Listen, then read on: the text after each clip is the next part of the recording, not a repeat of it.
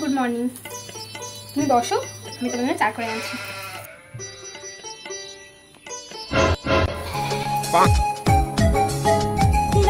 কি করছো?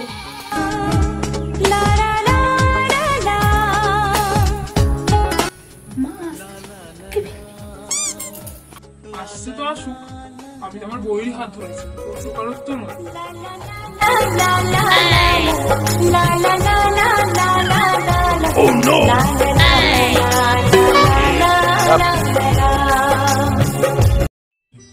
আসছি আমি।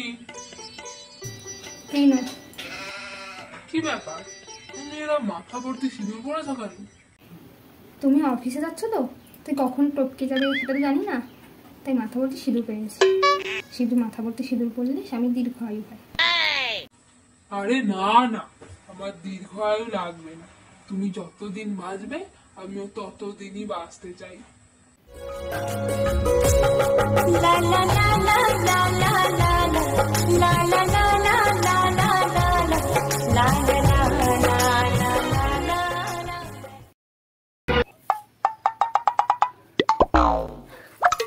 আরে আরে, কি হয়েছে তোমার?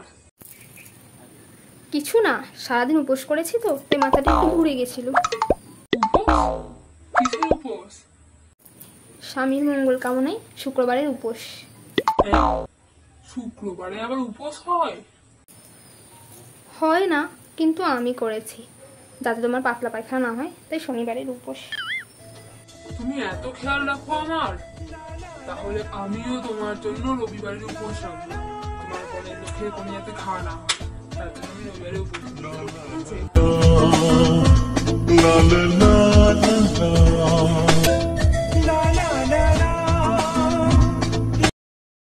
মা, ওমা। হ্যাঁ বলো।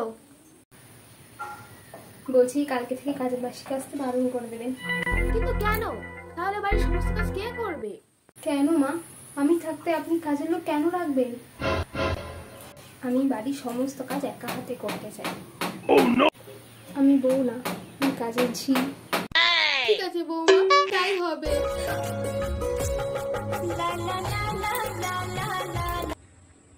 ওটা তুমি কি নিয়েছো? কেন? ঘটি আর থালা।